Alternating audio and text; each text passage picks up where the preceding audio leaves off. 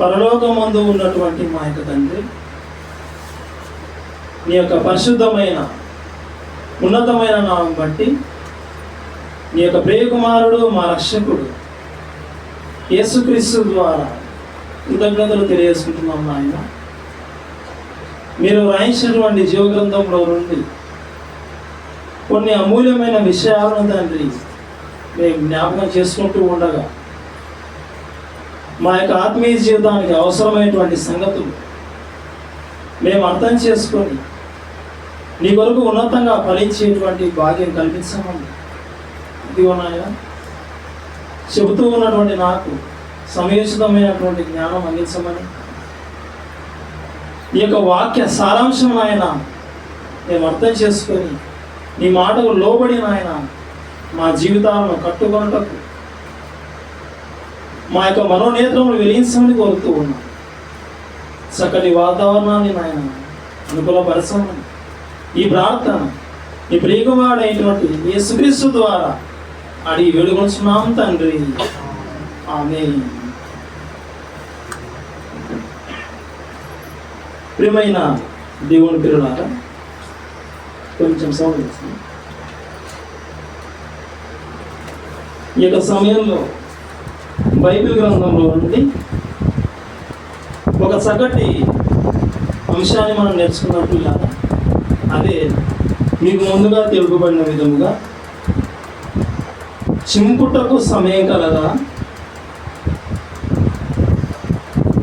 వేటిని లేదా దేనిని చింపాలి. మరొకసారి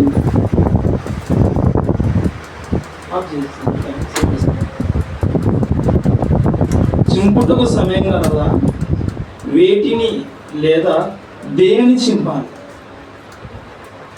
ప్రసంగి గ్రంథం 3వ అధ్యాయం 1వ వచనం చదువుకుందాం పిల్లలు. ప్రసంగి గ్రంథం 3వ అధ్యాయం 1వ వచనం.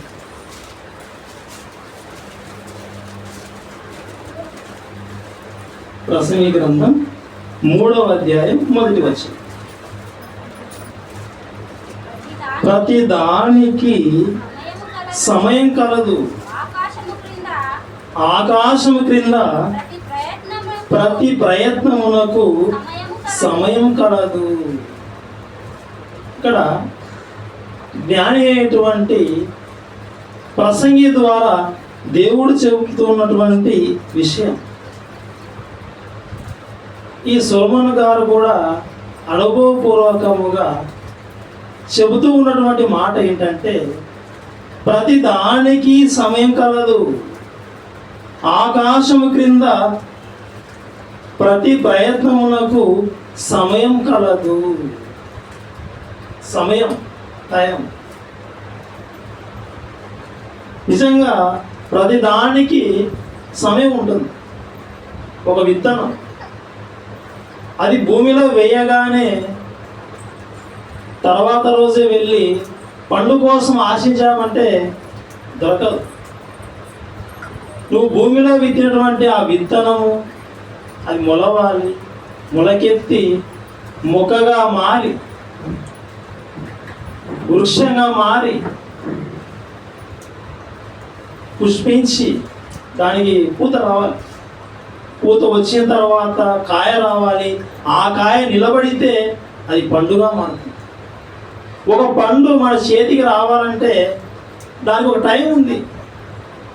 అదేవిధంగా ప్రతి దానికి సమయం ఉంది. ఈ భూమి మీద ఉన్నటువంటి లేదా ఆకాశం క్రింద ఉన్నటువంటి ప్రతి ప్రయత్నానికి సమయం కలదు అని ప్రసంగి తెలియజేస్తూ ఉన్నాడు. ఇలా దేని గురించి వేటి వేటి విషయాల్లో సమయం ఉంది అనేది మరి ఆయన జ్ఞాపం చేస్తూ చెబుతున్నటువంటి మాటలు చూద్దాం. ఒకసారి చదువుకుందాం 2వ వచనం దగ్గర నుండి. 2వ వచనం.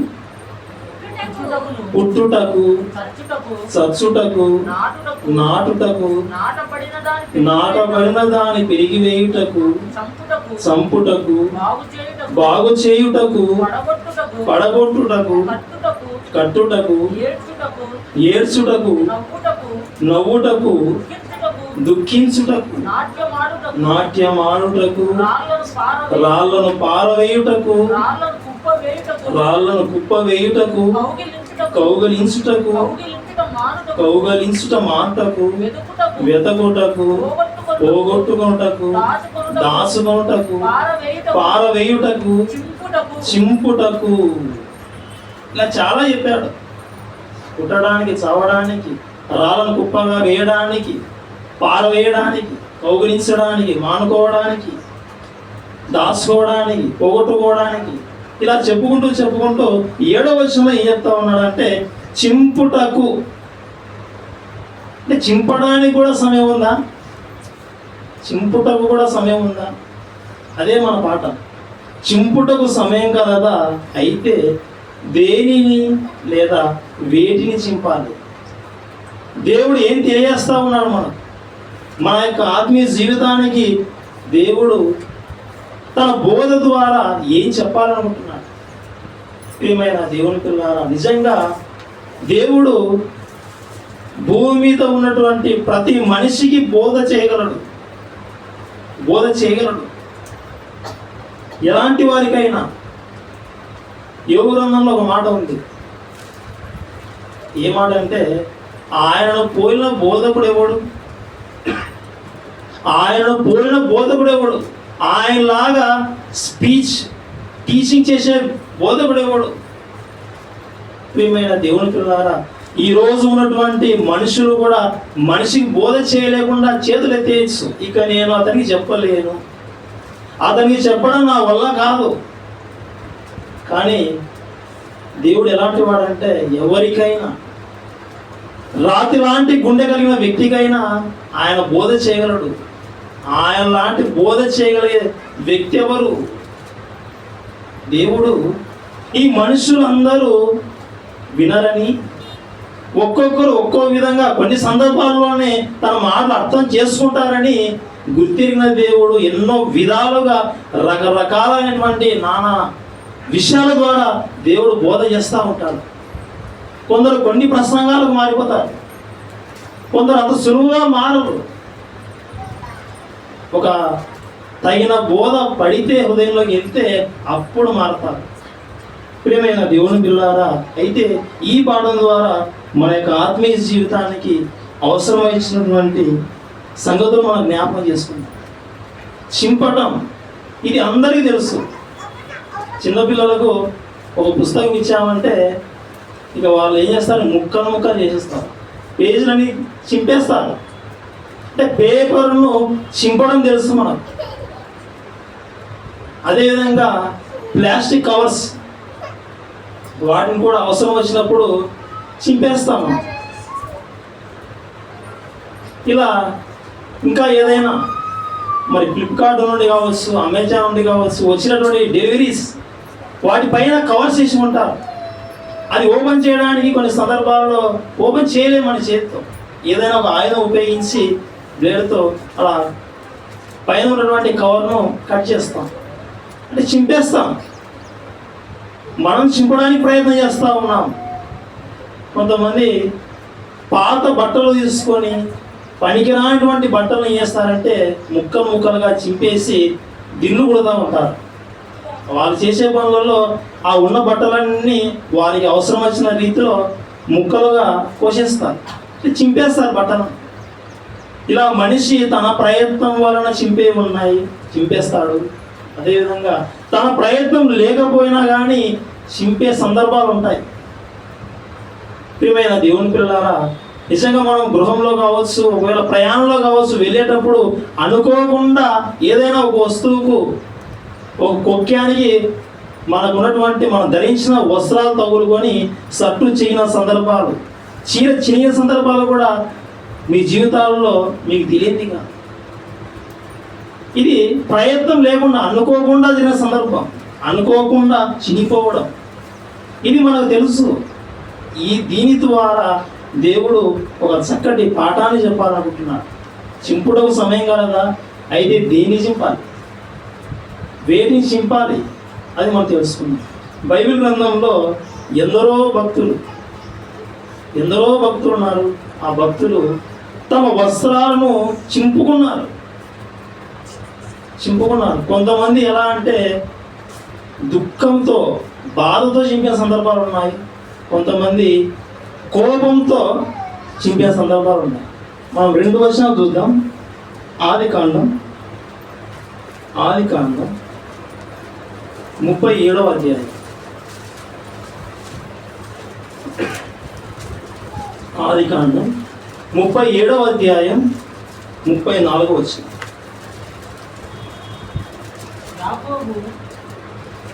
యాకోబు తన బట్టలు చింపుకొని తన నడుమున గోనెపట్ట కట్టుకొని అనేక దినములు తన కుమారుని నిమిత్తము అంగలార్చుచుండగా. యాకోబు గారు తన బట్టలు చెప్పుకున్నాడు. యాకోబు గారికి 12 మంది కుమారులని మనకు తెలుసు. ఆ 12 మంది కుమారులలో యాకోబు ఎవరిని ప్రేమించారంటే ఏసేపుని ప్రేమించాడు. ఏసేపుని ప్రేమించి ఏసేపుకు విచిత్రమైన వస్త్రాలు కుట్టించి ఇంత ప్రేమ చూపుతా ఉన్నప్పుడు అన్నలు పగబట్టారు. వీని మీద ఇంత ప్రేమ చూపుతా ఉన్నాడు మన తండ్రి అని అసూయపడ్డారు. ఇంకా ఏసేపు అతనికి దేవుడు కళలు ఇచ్చేవాడు. ఆ కళలలో ఒకానొక సందర్భంలో వచ్చిన కళ ఏంటంటే, ఆ కళ వచ్చిన తర్వాత తన అన్నలకు చెప్తా ఉన్నాడు. చూద్దాం ఆ వచనం 37వ అధ్యాయంలోని 7వ వచనం. అదేమనగా చెప్తా ఉన్నాడు. కళ వచ్చింది అన్న. ఆ కళ ఏంటంటే, మనము చేనిలో పనలు కట్టుచుంటిమి, నా పనలేచి నిలుచుండగా మీ పనలు నా పనలు చుట్టుకొని నా పనకు సాష్టాంగపడనని చెప్పాను. నా పన నిలబడింది, మీ పనులు వచ్చి సాష్టాంగ నమస్కారం చేశారు. ఇది చెప్పినప్పుడు వాళ్ళు అర్థం చేసుకున్నారు. అంటే మేము నీ కాళ్ళ మీద పడతాం, మేము నీకు దాసరం అయిపోతాం. పగతో ఉన్నాడు. మళ్ళీ కళ వచ్చింది. చూడండి ఒకసారి 9వ వచనం. అతడు ఇంకొక కళ కని తన సహోదరులకు తెలియజేసి, ఇదిగో నేను మరి ఒక కళ కంటిని, అందులో సూర్యచంద్రులను 11 నక్షత్రములను నాకు సాష్టాంగ పడేనని చెప్పాను. కళ. ఆ కళలో సూర్యచంద్రులు, ఆ కళలో 12 నక్షత్రములు, 11 నక్షత్రములు క్షమించండి. సూర్యచంద్రులు వీళ్ళిద్దరు, సూర్యుడు చంద్రుడు, తర్వాత 11 నక్షత్రాలు. ఈ విషయం చెప్పేసరికి అంటే 11 మంది అన్నదమ్ములు మేము, ఈ సూర్యచంద్రులు అంటే అమ్మ నాన్న, అంటే మేమందరం వచ్చి నీ కాళ్ళ మీద పడతామని పగతో రగిలిపోయారు. ఒక సందర్భంలో గొర్రెలకు కాచుకోవడానికి వెళ్ళిపోయినప్పుడు వాళ్ళు ఇక తర్వాత యాకోబు, ఆయన మీ అన్నలు వెళ్ళిపోయారు, అసలు వాళ్ళు ఎలా ఉన్నారో పరిస్థితి ఏంటో, మంద పరిస్థితి ఏంటో ఒకసారి చూసి వెళ్ళి రాకు అంటే అలా ఏసేపు వెళ్ళాడు. ఏసేపు వెళ్ళినప్పుడు ఏసేపు చూశాడు. వాళ్ళందరూ అన్నలు చూశారు. ఇదిగో కలలు అనేవాడు వస్తూ ఉన్నాడు, ఈయన ఏం చేయాలి? ముందు నుండే పగతో రగిలిపోయిన వాళ్ళు సంపాదనుకున్నారు, కుట్రపడ్డారు, చివరికి అమ్మేశారు. అయితే చంపామని చెప్పారు తండ్రికి. ఆ విషయం విన్న తర్వాత యాకోబు ఏం చేశాడంటే, మనం చదివిన మాట అదే. యాకోబు తన 34వ వచనం. యాకోబు తన బట్టలు చింపుకొని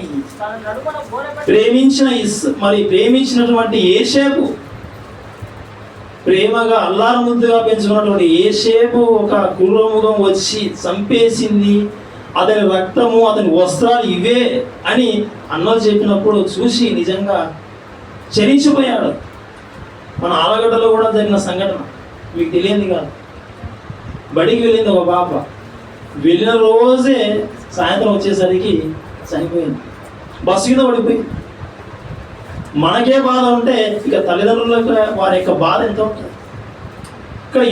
ఇక్కడ ఏసేపు విషయమై యాకోబు చాలా బాధపడ్డాడు.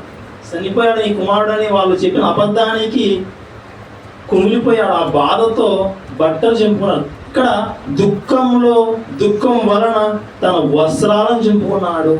ఇది ఒక సందర్భం. ఇంకొక సందర్భం చూద్దాం. మార్క్స్ వార్త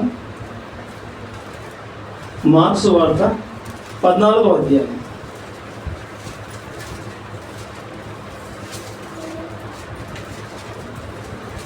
మార్క్స్ వార్త 14వ అధ్యాయం 63వ వచనం.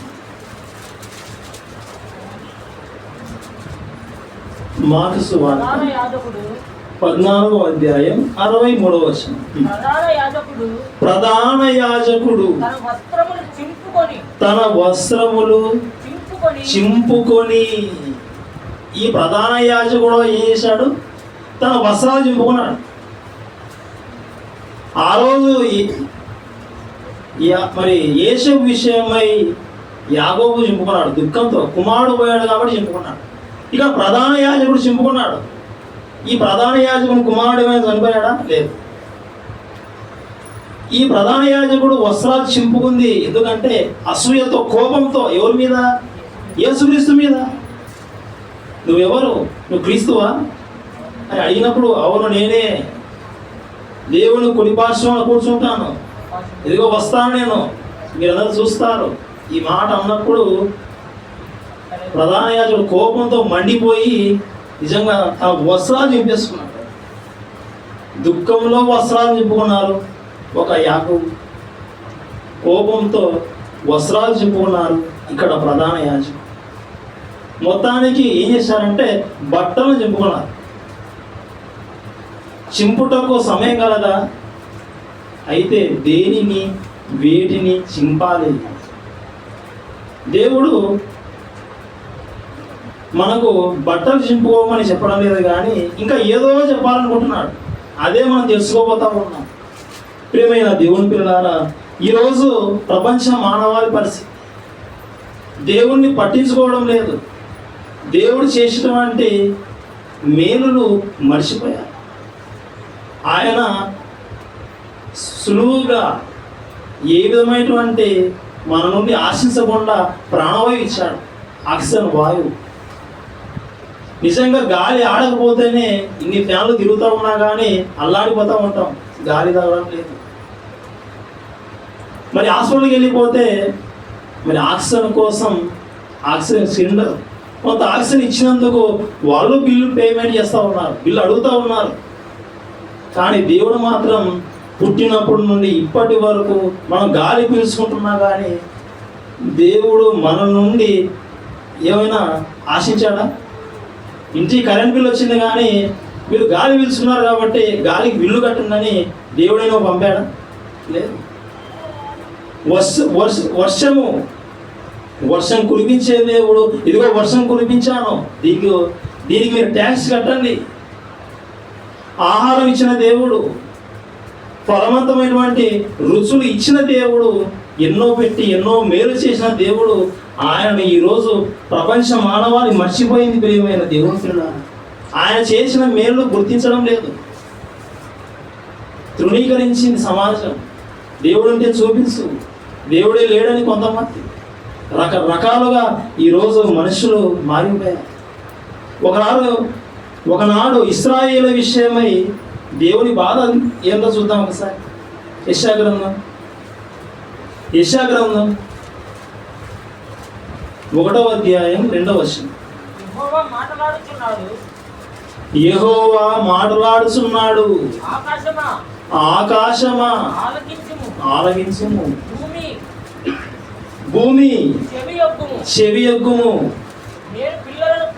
నేను పిల్లలను పెంచి గొప్ప వారినిగా చేసి తిని వారు నా మీద ఏం చేశారు? తిరుగబడి ఉన్నారు. పుట్టిన బిడ్డను తల్లి ఉయ్యాలో ఊపుతుంది. మరి దేవుడు ఏమైనా ఉయ్యాలో ఊపాడా అని కొద్ది డౌట్ రావచ్చు. కానీ దేవుడు నిజంగా ఈ ప్రకృతిలో, ఈ విశ్వంలో, మనం ఉన్నటువంటి ఈ సూర్య కుటుంబంలో 3వ గ్రహం భూమి, ఆ భూమి మీద మనం ఉన్నాం. ఈ భూమి ఎంతో వేగంతో తిరుగుతూ ఉంది. ఇదంతా వేగంగా తిరుగుతూ ఉన్నా కానీ ఈ భూమి మీద ఉన్నటువంటి మనము విశ్వంలోకి అలా ఎగిరిపోలేదు, ఇంత వేగంగా వెళ్తా ఉన్నా కానీ. ఒక తల్లి తన బిడ్డను, పసిపాపను ఉయ్యాల్లో ఊపినట్లుగా దేవుడు ఈ విశ్వంలో భూమి మీద మనల్ని పెట్టి ఉయ్యాల ఊపుతూ ఉన్నాడు. ఈ ప్రేమ అసలు ఎవరికి తెలుసు, ఎవరు అర్థం చేసుకుంటారు? ఆయన చూపిన ప్రేమ గురించి, ఆయన గురించి వివరించాలంటే ఇక దినాలు సరిపో. చెప్పడానికి నేను అలసిపోతాను, వినడానికి మీరు అలసిపోతారు. ప్రియమైన దేవుని పిల్లారా, ఆ రోజు ఇశ్రాయేలు విషయంలో దేవుడు చేసిన మేలులు, ఆయన ఇశ్రాయేలును ఎంతో కాచి కాపాడి అరణ్యంలో నడిపించినప్పుడు, ఆ అరణ్య ప్రయాణంలో ఎన్నో బాధలు, ప్రమాదాలు వారి దరి రానియకుండా కాపాడిన దేవుణ్ణి ఆ రోజు ఏం చేశారంటే మర్చిపోయారు. గొప్ప నాయకులు ఆ రోజు మోసే నడిపించినప్పుడు కూడా ఎన్నో విషయాలు చెప్పినటువంటి విన్నటువంటి మనుషులు మర్చిపోయారు, ఏదో తిరిగారు. దేవుడు కోపడినప్పుడు అది చూసి భయపడతారు, దేవునికి నమస్కారం చేస్తారు. కొంతకాలం తర్వాత మళ్ళీ దేవుని విడిచిపెడతారు. ఇది ఇశ్రాయేల పరిస్థితి. దేవుడు గుర్తెరిగి వారి విషయమై బాధతో చింతతో చెప్పిన మాట, నేను పిల్లలను పెంచి గొప్పవారిగా చేశాను, వారు నా మీద తిరగబడ్డారు. అంటే మనిషి ఈరోజు దేవుని మీదే తిరగబడతా ఉన్నాడు. దేవుని మీదే మనిషి తిరగబడతా ఉన్నప్పుడు ఈరోజు మనిషి మీద తిరగబడడా? అతి సులువుగా తిరగబడతాడు, అతి సులువుగా తిరగబడతాడు. ప్రియమైన దేవుని పిల్లలారా, ఒక మాట చదువుకుందాం. ఇంకా మానవాళి యొక్క పరిస్థితి ఎలా ఉందో చూద్దాం. ఇర్మియా గ్రంథం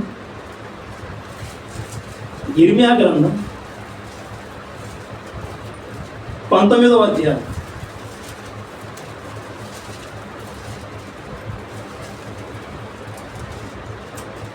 ఇర్మియా గ్రంథం 19వ అధ్యాయం చివరి వచనం.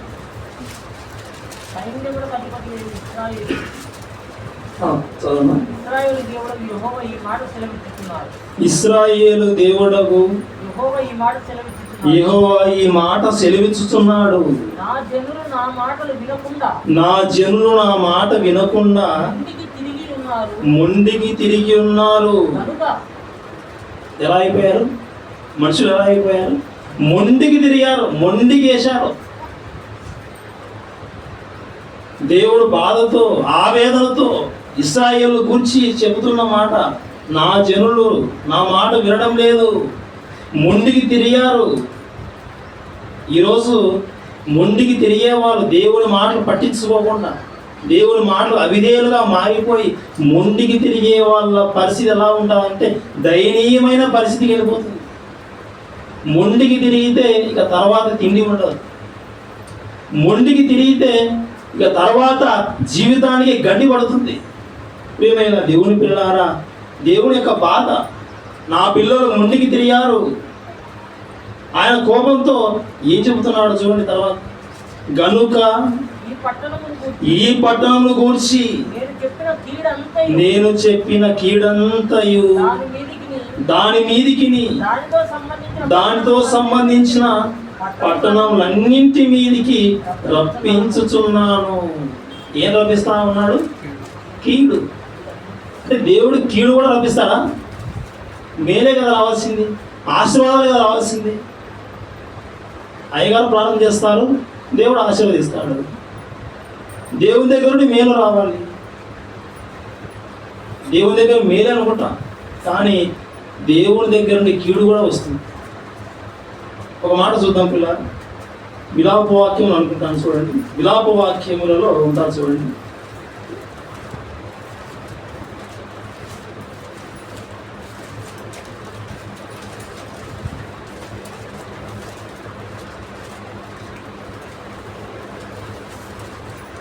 విలాపవాక్యములు 3వ అధ్యాయం 1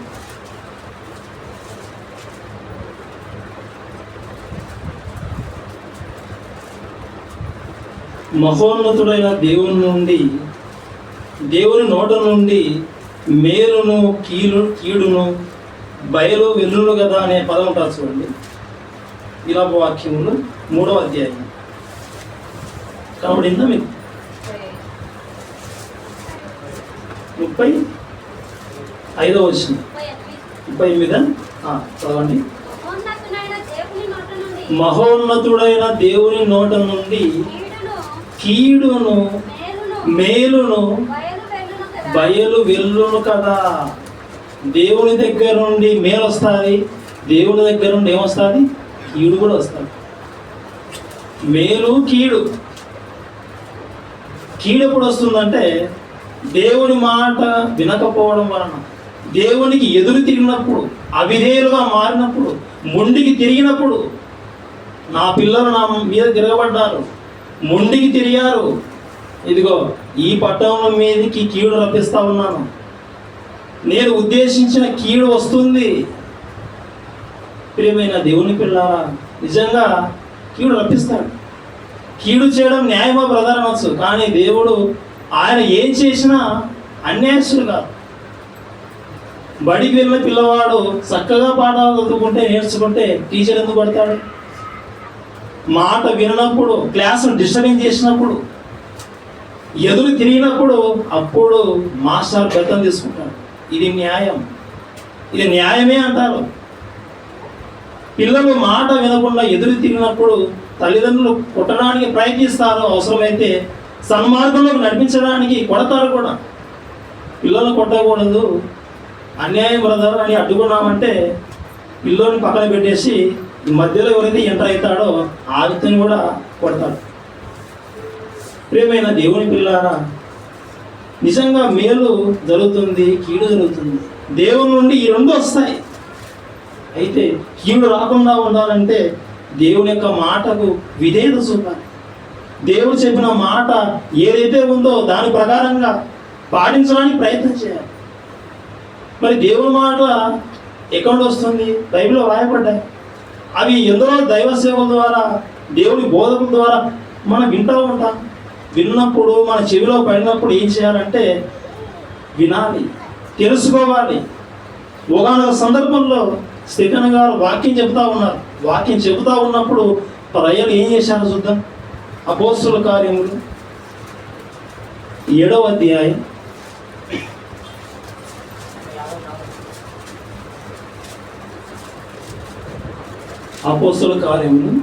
7వ అధ్యాయం 54వ వచనం. వారి మాటలు విని కోపముతో మండిపడి అతనిని చూచి ఏం చేశారు? పండ్లు కొరికారు. వాళ్ళ అరటిపండు కాదు కొరికింది, అరటిపండు కాదు కొరికింది. వాళ్ళ నోట్లో ఉన్న పండ్లు పటపటా అని కొరికారు. ఎవరి మీద? స్టెఫెన్ మీద. ఏంటి ఇలాంటి వాక్యం చెప్తా ఉన్నాం? ఈ ప్రసంగం మాకు వద్దు, ఇవన్నీ మాకు ఎలా ఉన్నాయంటే గుచ్చుకుంటున్నాయి గుండెల్లో. కఠినమైన మాట ఎవరు వినాలి? మేము వినాం. మంచి మాటలు చెబితే మమ్మల్ని తలదూవే విధంగా మంచి మాటలు చెప్తే నేను వింటాను. నువ్వు మారు, ఇది తెలుసుకో, మీరు తప్పు చేశారు, ఇలాంటి ప్రసంగం మాకు వద్దు. నిజంగా ప్రియమైన దేవుని పిల్లలు, ఆ రోజు స్టెఫెన్ ప్రసంగం చేసేటప్పుడు కోపంతో మండిపోయారు. అక్కడ పుట్టినట్లు ఒక మాట ఉంటుంది, చూడండి ఒకసారి. అదే విషయం సంబంధించింది. తమ హృదయముల యందు నరకబడిన వారై. స్టెఫెను ప్రసంగానికి ఏమైపోయాయంటే వాళ్ళ హృదయాలు నరకబడ్డాయి. ఒక వ్యక్తి కత్తి తీసుకొని అరటి తోట పండినప్పుడు నరుకుదంటే ఎలా ఉంటాయని ముక్కలు అయిపోతూ ఉంటారు. కోపంతో ఒక వ్యక్తి అరటి తోటలోకి వెళ్ళిపోయి పండ్లు ఫలించినప్పుడు చెట్లను నరుకుతూ ఉన్నప్పుడు ఎలా అయితే ఉంటుందో ప్రసంగానికి తట్టుకోలేకపోయారు. హృదయాలు నరకబడ్డాయి. కోపంతో మండిపోయి పండ్లు పటపటాన్ని కొరికేశారు వీళ్ళు. ప్రియమైన దేవుని పిల్లారా, ఆ రోజు అలా అయిపోయారు. ఈరోజు కూడా నిజంగా దేవుని మాటలు బయలు వెళ్ళినప్పుడు, ప్రసంగం వినేటప్పుడు ప్రసంగాలు హృదయాలు గుచ్చుకున్నాయంటే చాలుగా పండ్లు పటపట. తర్వాత పాస్టర్ ట్రాన్స్ఫర్. మాకు నచ్చిన పాస్టరే మాకు కావాలి, మాకు నచ్చని మా మాట వినటువంటి పాస్టర్ అవసరమైతే మేమే ట్రాన్స్ఫర్ చేస్తాం. ఈరోజు మనుషుల యొక్క పరిస్థితి ఇది. ఆ రోజు ఇశ్రాయేలీలు దేవుని మాట వినకుండా ఎదురు తిరిగారు.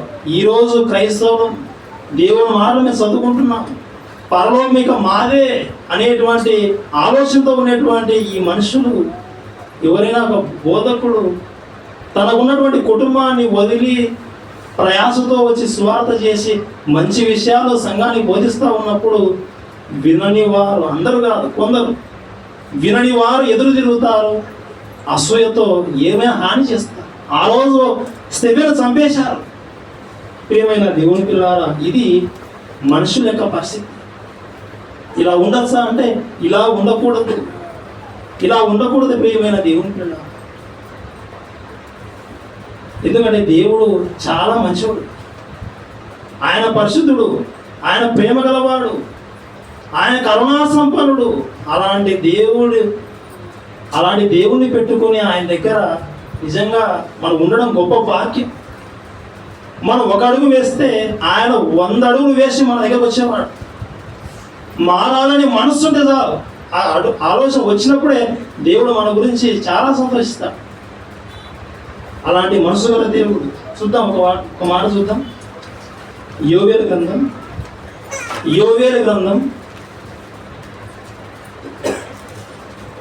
2వ అధ్యాయం. యోవేలు గ్రంథం 2వ అధ్యాయం 13వ వచనం. మీ దేవుడైన యెహోవా కరుణ వాత్సల్యం గలవాడు, శాంతమూర్తియు, అత్యంత కృపగలవాడునై ఉండి తాను చేయనుద్దేశించిన, ఆయన చేయాలనుకున్నాడు. ఆయన మైండ్ ఫిక్స్ అయింది, నేను పలాంది చేయాలి వీళ్ళకు. ఏం చేయాలనుకుంటున్నాడు? ఏమనుకున్నాడంటే తాను చేయనుద్దేశించిన కీడును చేయక పశ్చాత్తాపడును. ఇదిగో వీరి మాట ఇల్లేదు కదా, వీరి మీద కీడు రప్పించాలి అని అనుకున్న దేవుడే నువ్వు మనసు మార్చుకుంటే ఆయన క్షమించడానికి సిద్ధమైన మనసు గల దేవుడు. ఆయన కరుణా సంపన్నుడు. తాను చేయనుద్దేశించిన కీడు చెయ్యక పశ్చాత్తాపడును. ఎందుకులే, వీడిని ఎందుకు శిక్షించాలి, నేనే తగ్గుతానులే, ఇక శిక్షించకూడదు వీళ్ళను అని దేవుడే తగ్గిపోతాడు. కొట్టడానికి బెత్తం తీసుకున్న ఆయనే మనిషి మారినప్పుడు ఆ బెత్తం పక్కన పెట్టే దేవుడు, కనికరం చూపే దేవుడు. అలాంటి దేవుడు కీడు చేయక పశ్చాత్తాపడును. కీడు చేయాలని ఆలోచన వచ్చినా ఇక నువ్వు మనస్సు మార్చుకొని తిరిగితే ఇక ఆయన కీడు చేయకుండా ఆపుతాడు ప్రియమైన దేవుని పిల్లారా. అలా ఆపాలంటే ఏం చేయాలి? తర్వాత కంటిన్యూ ఉంది. గనుక మీ వస్త్రములను కాక మీ హృదయములను ఏం చేయాలట? చింపుకొని. మీ బట్టలు కాదు. ఆ రోజు యాకోబు చింపుకున్నాడు బట్టలు, కొడుకు పోయాడని. యేసుక్రీస్తు మీద కోపంతో ప్రధాన యాజకుడు బట్టలు చింపుకున్నాడు. దేవుడు ఏం చెప్తా ఉన్నాడంటే, నాయన మీరు నా మాట వినప్పుడు నా కోపం, మీరు మనసు మార్చుకుంటే నేను క్షమిస్తాను. అయితే మీరేం చేయాలంటే వస్త్రాలు కాదు చింపుకోవాల్సింది, మీ హృదయములను చింపుకొని ఆయన తట్టు ఒకసారి అలా తిరగాలి. ఆయన తట్టు తిరిగాడంటే క్షమిస్తాడు. ప్రియమైన దేవుని పిల్లారా, ఏం చింపుకోవాలి? ఈ వచనం ప్రకారంగా వస్త్రాలు కాదు, హృదయాన్ని చింపుకోవాలి. అది షాకింగ్ ఉంటుంది.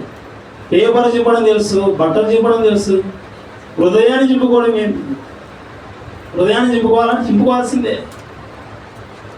హృదయం ఏమైనా పేపరా? ప్రియమైన దేవుని పిల్లలారా, నిజంగా దేవుని యొక్క బోధ ఎలా ఉందా అంటే ఇలాగే ఉంటాడు. ప్రతిదానికి సమయం కలదు, చింపుటకు సమయం కలదు. దేన్ని చింపాలి? హృదయాన్ని చింపాలి. నీ హృదయం దేవుని ఎదుట సరైనదిగా ఉందా? అయితే చింపాల్సిన అవసరం లేదు, ఎందుకంటే కరెక్ట్ వేలో ఉన్నావు. నీ హృదయం దేవుని ఎదుట విరోధంగా ఉందా? అయితే అలాంటి మనస్సు అనేది, హృదయం అంటే మనస్సు, అలాంటి మనస్సు అనేది నీకు ఉండకూడదు. ఆ మనస్సుతో ఉంటే పరలోకానికి వెళ్ళలేము. కాబట్టి అలాంటి మనస్సు ఉంటే ఒక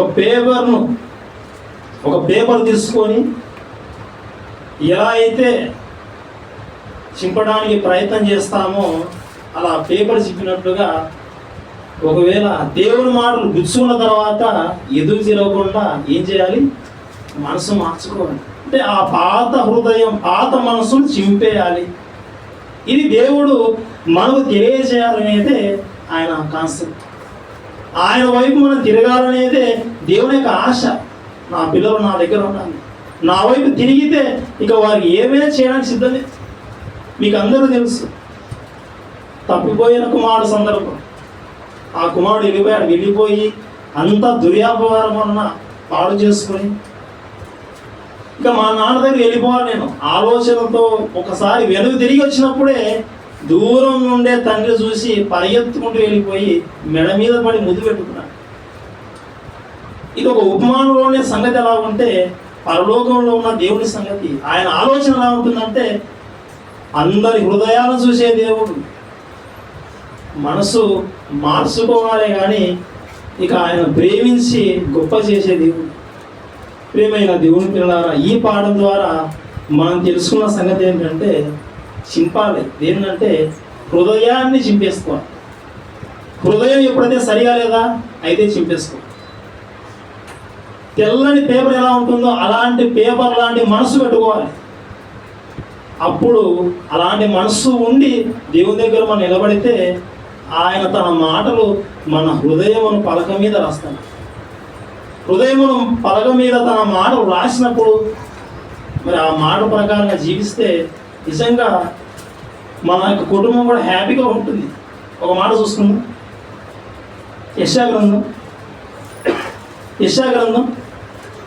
26వ అధ్యాయం. యెషయా గ్రంథం 26వ అధ్యాయం 3వ వచనం. ఎవని మనస్సు నీ మీద ఆనుకొనునో వానిని నీవు పూర్ణ శాంతి గలవానిగా కాపాడుదువు. మనిషి యొక్క మనస్సు, ఎవని మనస్సు అయితే దేవుని మీద ఆనుకుంటుందో, దేవుని మీద ఆనుకోవాలి.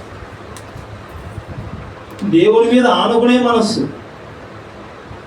దేవుని మీద ఆనుకోవాలంటే ముందు ఉన్న మనసు ఏదైతే ఉందో సరిగా లేదో ముందు దాన్ని చింపేసేయాలి. ఆయన వైపు తిరగాలి.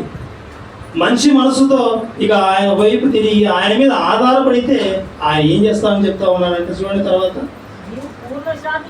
వాణిని నీవు పూర్ణ శాంతి గలవాణిగా కాపాడుదువు. మనసు తిప్పుకొని దేవుని మీద ఆధారపడితే నువ్వు కాపాడబడుదువు. నీకు మేలే కలుగుతుంది. నీ జీవితంలో ప్రశాంతత, నెమ్మదే ఉంటుంది. ప్రియమైన దేవుని పిల్లలారా, చింపుటకు సమయం కలదా? దేన్ని చింపాలంటే హృదయాన్ని చింపాలి. మన హృదయం ఒకవేళ సరైనది కాకపోతే అలాంటి మనస్సుని ఏం చేయాలంటే ఒక పేపర్ను మనం చింపినట్టుగా ఒక వస్త్రాన్ని చింపేసే విధంగా ఉన్న మనసుని చింపేసి ఇలాంటి మనసు నాకు వద్దు అని స్వచ్ఛంగా హృదయంలో ఏమీ లేకుండా దేవుని ముందర నిలబడితే ఆయన మన హృదయం మీద తన వాక్కు రాస్తాడు. ఆ వాక్కు ప్రకారంగా మనం జీవిస్తే ఇక తర్వాత మన జీవితం పరలోకం. ఈ విధంగా కృప దేవుడు మీకు అందరికీ ఇవ్వాలని ఈ యొక్క మాటల ద్వారా మీకు జ్ఞాపకం చేస్తూ ఉన్న పిల్లారా, అందరూ కళ్ళు మూసుకున్నట్లయితే చిన్న ప్రార్థన చేసుకొని ముగించుకున్నాం పిల్లారా. ప్రార్థన. పరలోకమందు ఉన్నటువంటి మా యొక్క తండ్రి, మీ యొక్క పరిశుద్ధమైన ఉన్నతమైన నామం బట్టి నీ యొక్క ప్రియకుమారుడు మా రక్షకుడు యేసుక్రీస్తు ద్వారా ఆయన కృతజ్ఞతలు తెలియజేసుకుంటూ ఉన్నాను. ప్రతి దానికి సమయం కలదని సెలవిచ్చారు. చింపుటకు కూడా సమయం కలదన్నారు. అవిధేయులుగా ఉన్నటువంటి మానవాళి తమ హృదయాలను చింపుకొని మీ వైపు తిరగాలని మీరు ఆశపడ్డారు. ఆ రీతిగా మేము కూడా మా యొక్క జీవితంలో అవిధేయులుగా మేము మీ ఎదుట నిలబడ్డామేమో మేము గుర్తెరిగి అలాంటి మనస్సు, ఆ మనస్సు నాయన చింపుకొని నీ వైపు తిరిగేటువంటి గొప్ప భాగ్యం మాకు కల్పించండి. మా యొక్క మనస్సు నాయన నీ మీదే మేము ఆనుకుని నీ వలన మేలు అనుభవించినాము. మా జీవితంలో తండ్రి పూర్ణ శాంతి గల వారముగా మేము జీవించినట్లు సహాయత దయచేయము. ఈ ప్రార్థన నీ ప్రియకుమారుడైనటువంటి యేసుక్రీస్తు ద్వారా అడిగి వేడుకొనుచున్నాం తండ్రి. ఆమేన్.